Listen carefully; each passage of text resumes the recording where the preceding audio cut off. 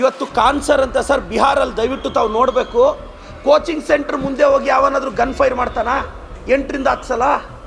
ಆ B J P ಅಲ್ಲಿ ಬಿಹಾರಲ್ಲಿರೋದು ಬಿ ಜೆ ಪಿ, ಸೆಂಟ್ರಲ್ಲಿರೋದು ಬಿ ಜೆ ಪಿ. ನಾಲಾಯಕಗಳು, ಅಯೋಗ್ಯರು, ಅಸಮರ್ಥರು, ರೌಡಿಗಳು, ಗೂಂಡಾಗಳು ಈ ಬಿ ಜೆ ಪಿಯವರು. ಈ ದೇಶದಲ್ಲಿ ಬಿ ಜೆ ಪಿಯವರ ಗೂಂಡಾಗಿರಿ, ಬಿ ಜೆ ಪಿಯವರ ರೌಡಿಸಮ್ ಜಾಸ್ತಿ ಆಗಿದೆ. ನೀಟ್ ಪರೀಕ್ಷೆ ಬಗ್ಗೆ ಮೋದಿಯವ್ರನ್ನ ಪ್ರಶ್ನಿಸಿದ್ರು, ನೀಟ್ ಪರೀಕ್ಷೆ ಬಗ್ಗೆ ಧರ್ಮೇಂದ್ರ ಪ್ರಧಾನನ ಪ್ರಶ್ನಿಸಿದ್ರು ಅಂತ ನಿನ್ನೆ ಅವ್ರ ಕೋಚಿಂಗ್ ಸೆಂಟರ್ ಮೇಲೆ ರಾತ್ರಿ ಅಟ್ಯಾಕ್ ಆಗುತ್ತೆ. 8ರಿಂದ 10 ಸಲ ಗನ್ ಫೈರ್ ಮಾಡ್ತಾರೆ. ಒಬ್ಬ ಕಾನ್ಸರ್ ಅಂತ ಬಡವ್ರ ಮಕ್ಕಳಿಗೆ ಪಾಠ ಹೇಳ್ಕೊಡೋ ಟೀಚರು ಕೇಂದ್ರ ಸರ್ಕಾರದ ವಿರುದ್ಧ ಮಾತಾಡಿದ್ರು ಅಂತ ಬಿ ಜೆ ಪಿ ಗೂಂಡಾಗಳು ಹೋಗಿ ಬಿ ಜೆ ಪಿ ಬೆಂಬಲಿತರು ಕೋಚಿಂಗ್ ಸೆಂಟರ್ನೇ ಪುಡಿ ಮಾಡಾಕಿದ್ದಾರೆ. ಮೋದಿಯವರ ಗೂಂಡಾಗಿರಿ ಯಾವತ್ತು ನಿಲ್ಲುತ್ತೆ? ಅಮಿತ್ ಶಾ ಅವರ ಗೂಂಡಾಗಿರಿ ಯಾವತ್ತು ನಿಲ್ಲುತ್ತೆ? ಯಾಕೆ ಒಳ್ಳೆತನ ಸತ್ತೋಗಿ ಎಷ್ಟು ದಿನ ಆಯಿತೋ? ಮೋದಿಜಿಯವರೇ, ಅಮಿತ್ ಶಾ ಅವರೇ, ನಿಮ್ಮ ಗೂಂಡಾಗಿರಿ ವೆಸ್ಟ್ ಬೆಂಗಾಲಲ್ಲಿ ಅಭಿಷೇಕ್ ಬ್ಯಾನರ್ಜಿ ಮೇಲೆ ಅಟ್ಯಾಕ್ ಮಾಡಿದ್ರಿ. ನಿಮ್ಮ ವಿರುದ್ಧ ಯಾರೆಲ್ಲ ಮಾತಾಡ್ತಾರೋ ನಿಮ್ಮ ಬೆಂಬಲಿಗರೋಗಿ ಅವ್ರನ್ನ ಅಟ್ಯಾಕ್ ಮಾಡೋದು. ಇಂಥವೆಲ್ಲ ಪ್ರಜಾಪ್ರಭುತ್ವದಲ್ಲಿ ನಡೆಯಲ್ಲ. ಈ ದೇಶದಲ್ಲಿ ಬಿ ಜೆ ಪಿಯವರ ಗೂಂಡಾಗಿರಿ, ಬಿ ಜೆ ಪಿಯವರ ರೌಡಿಸಮ್ ಜಾಸ್ತಿ ಆಗಿದೆ. ಯಾಕೆ ಈ ವಿಚಾರ ಪ್ರಸ್ತಾಪಿಸ್ತಿದ್ದೀನಿ ಅಂದರೆ, ಈ ಬಿ ಜೆ ಪಿಯವರ ಗೂಂಡಾಗಿರಿ ಸರ್ ನಿನ್ನೆ ಬಿಹಾರದ ಪಾಟ್ನಾದಲ್ಲಿ ಕಾನ್ಸರ್ ಅಂತ famous coaching centre teacher NEET ಪರೀಕ್ಷೆ ಬಗ್ಗೆ ಮೋದಿಯವ್ರನ್ನ ಪ್ರಶ್ನಿಸಿದ್ರು, ನೀಟ್ ಪರೀಕ್ಷೆ ಬಗ್ಗೆ ಧರ್ಮೇಂದ್ರ ಪ್ರಧಾನನ ಪ್ರಶ್ನಿಸಿದ್ರು ಅಂತ ನಿನ್ನೆ ಅವ್ರ ಕೋಚಿಂಗ್ ಸೆಂಟರ್ ಮೇಲೆ ರಾತ್ರಿ ಅಟ್ಯಾಕ್ ಆಗುತ್ತೆ. 8ರಿಂದ 10 ಸಲ ಗನ್ ಫೈರ್ ಮಾಡ್ತಾರೆ.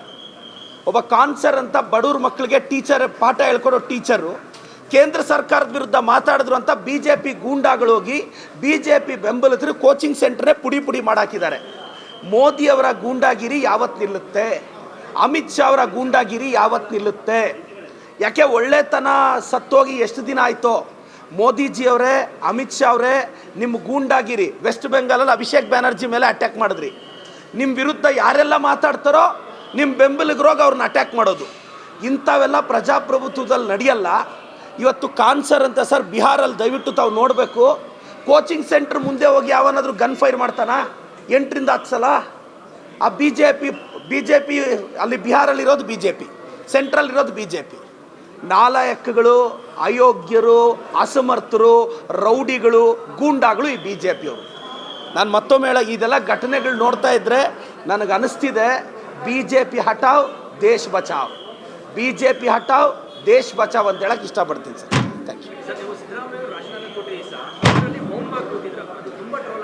ಇಲ್ಲ, ಅದು ಮೌನವಾಗಿ ಏನಲ್ಲ ಸರ್. ನೋಡಿ, ಅಲ್ಲಿ ಬರ್ತಿದ್ದೆ, ಆ ಸಂದರ್ಭದಲ್ಲಿ ಒಂದು ಹಿರಿಯ ನಾಯಕರು ಹೊರಡ್ತಾ ಇದ್ದಾರೆ, ಹೊಸ ನಾಯಕರು ಬರ್ತಿದ್ದಾರೆ. ಆ ಸಂದರ್ಭದಲ್ಲಿ ನಾನು ಗ್ಯಾಪಲ್ಲಿ ಏನು ರಿಯಾಕ್ಟ್ ಮಾಡೋದು ಅಂತ ಮಾಡಲಿಲ್ಲ ಅಷ್ಟೇ. ನಾನು ವೋಕಲ್ ಇದ್ದೀನಲ್ಲ, ನಾನು ಬಂದು ಮಾತಾಡ್ತಿದ್ದೀನಲ್ಲ.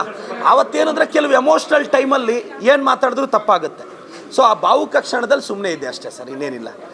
ಟ್ರೋಲ್ ಏನು ನನಗೇನು ಹೊಸಾದ ಸರ್? ನಾನು ಕರ್ನಾಟಕದ ಟ್ರಾಲ್ ಪೇಜ್ಗಳ ಕ್ರಶ್, ನನಗೇನು ಹೊಸಾದಲ್ಲ ಅದು ಸರ್. ನನಗೆ ನೋಡಿ, ಆಸೆ ಅಂತೂ ಇದೆ, ನನಗೆ ಆಸೆ ಇದೆ. ಕೊಟ್ಟರು ಓಕೆ, ಕೊಡದೇ ಇದ್ದರೂ ಓಕೆ.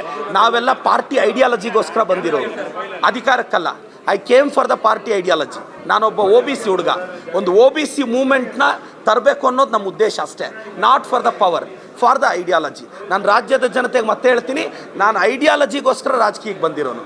ಪವರ್ ಇಂದೇನೋ ಪಾಪ್ಯುಲಾರಿಟಿಯಿಂದೇನೋ ಹೋಗಿದ್ದಿದ್ರೆ ಮೈ ಮೇಲೆ ಹೇಳೋದು ಕಾಂಟ್ರವರ್ಸಿಗಳು ಮಾಡ್ಕೊತಿರ್ಲಿಲ್ಲ.